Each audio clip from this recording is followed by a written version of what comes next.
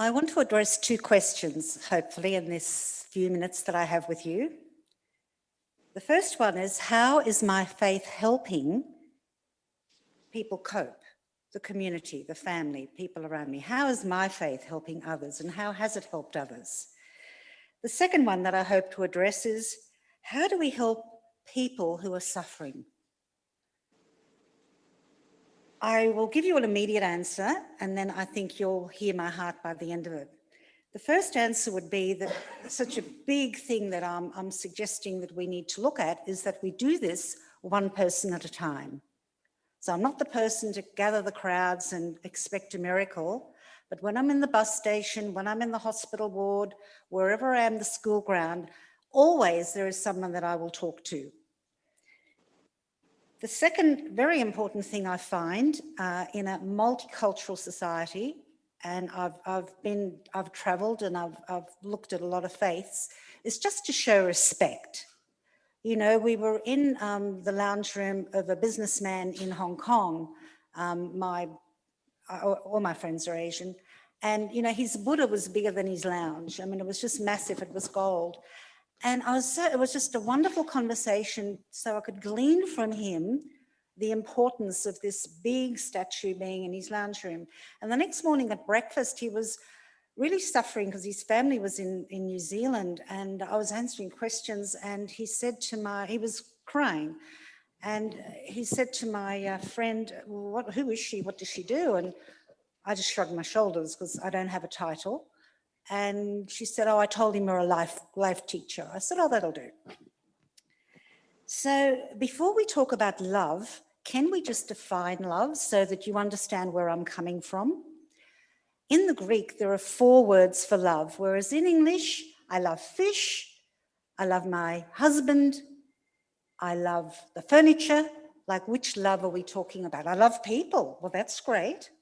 But which love are we talking about? In the Greek, the 4 words are agape, phileo, storge, and eros. Now, we would be familiar mostly with the word filio love, and the opposite of filio love is phobia. So I'm either drawn to be friendly or I keep away from me because I don't like crowds. The storge love is the family love. We mightn't like them, but we have this love of family. And of course, the eros love is between husband and wife.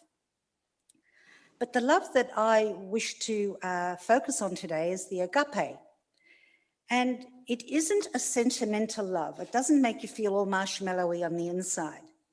In fact, agape love is usually painful and sacrificial, because when you absolutely despise somebody, and then God has said to me, Ilona, I haven't asked you to like them, I've asked you to love them. And that changes everything. So agape love doesn't come out of feelings of familiarity and attraction. It comes from the will. It's a choice. You know, you could just kick my leg in and I could seek to punch you, or I could go, you know what, maybe they didn't even know what they were doing. So by choice, I say, that's okay, and God bless you. So that's agape love that we're talking about. Now, I want to tell you a story about my little grandson who very recently, he got hold of my cross and he said, Grandma, what is this? And I was speechless. I just didn't know how to answer. How do you answer a theological question to a 3-year-old child? And he doesn't come out of a family that would actually talk about the name of Jesus. So I must have mentioned it, but not a lot.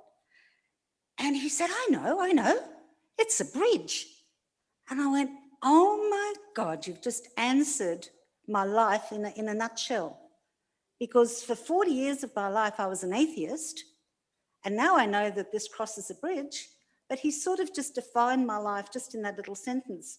And then on another day, he said to me, because I said, oh, well, maybe Jesus will help you. I don't throw that word around. Really, I don't. And he says, Grandma, why can't I see Jesus? Where is he? Where is he? Another theological dilemma for me. And I'm like, oh, Jesus, help me. So I just bought him a little toy. And I went, do you like the toy that Grandma bought you? Oh, yes, very excited. I said, well, you know, because Jesus is in my heart and because I love you so much, and when I saw that toy, a little voice said to me that you would like that. Oh, can Jesus be in my heart too? I said, if you want, that would be, you know, yes, of course, of course. So that's like the personal story. So now I want to tell you a little bit about why did I become a hater of religion to the degree that I just had an atheist marry me and my second husband. Boarding school, charity child, mum has mental health problems and they send her back to Germany. I have a dad that I don't see, and I have been raised by nuns and really no family life, just a very frightened little human being, no confidence at all. I got married and I had a black eye, I think within about a day, and that was my life for 20 years.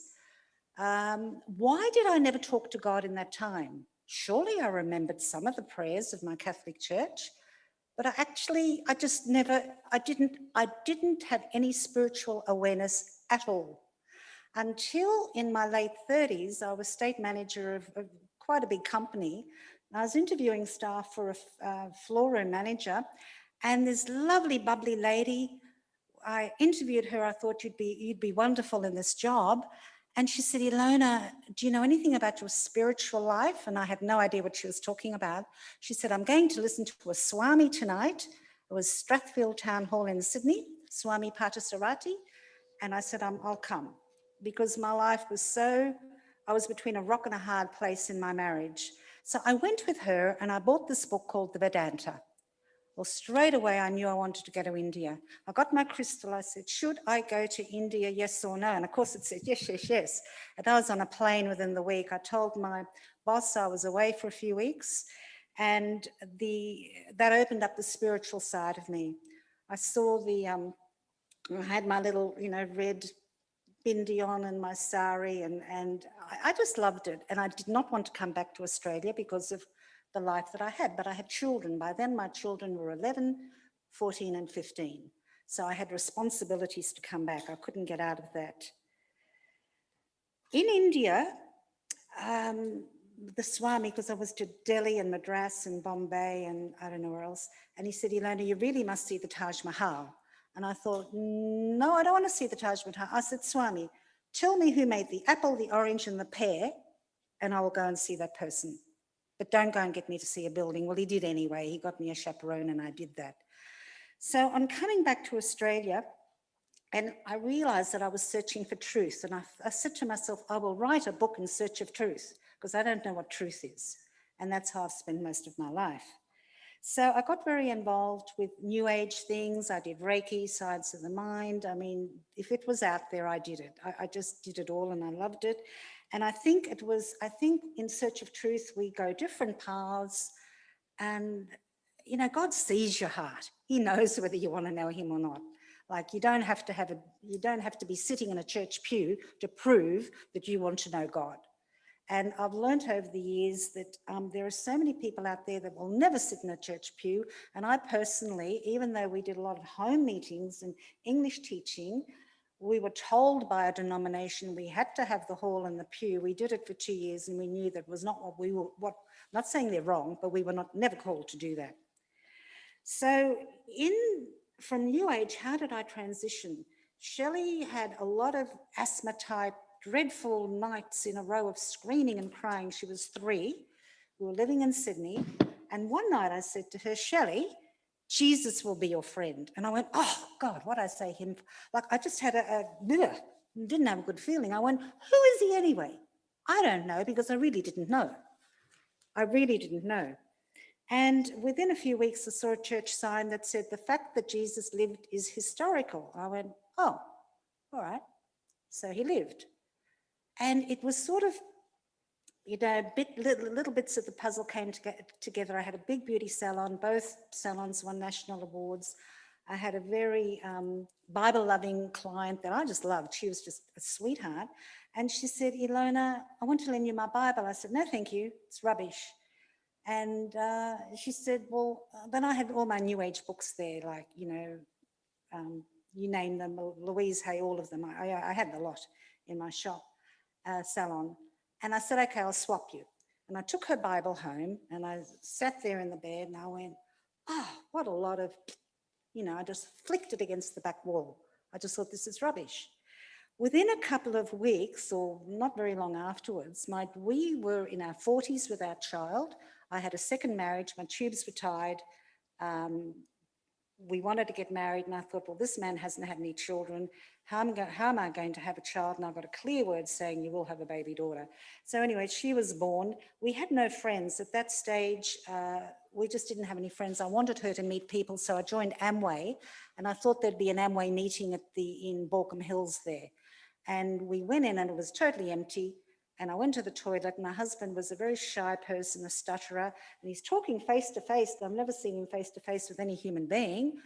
And I went up and went, oh, hi, I'm Jim's wife. And the guy said, hi, I'm Pastor Serge. I said, back off, like that. I mean, I was very aggressive and full of anger and all of that for most of my life. And I just took Jim, went in the hall, and it was this full on like do, whatever they do in the Pentecostal churches. And I thought, this is crazy. 2 hours later, I heard him say, if you want to go to heaven, put up your hand, put up my hand. And got home and do you want to ask Jesus in your heart? No, it was a clear no. So it was very, very, not a very nice, I wasn't even polite. And I've learned to be polite. So I got home and something inside of me made me pick up I had a lot of spiritual things, and I filled up a green garbage bag and put them in the green auto. I don't know why. I said, you know what, if there is a God, I guess I'm going to go to Bible college. Now, I had a big business, and the Bible college director said, why are you coming here? I said, because I just want to be a better person. So that's where the change came. Now, the difference in me now is that when I see somebody, I actually want to help them. I do cards all the time, like the current one is Make Time. And I'm a TESOL teacher, but I might say, what are you making time for? Life is short. We've had a bad year. We don't know. We determine what we're going to do by the day, but only at the end of the day does God know what's going to happen. We don't know, if any of us, what will happen by the end of the day. So I say, make time for English or make time for God, whatever, but that's an opening card. That's just a faith card with my address on it.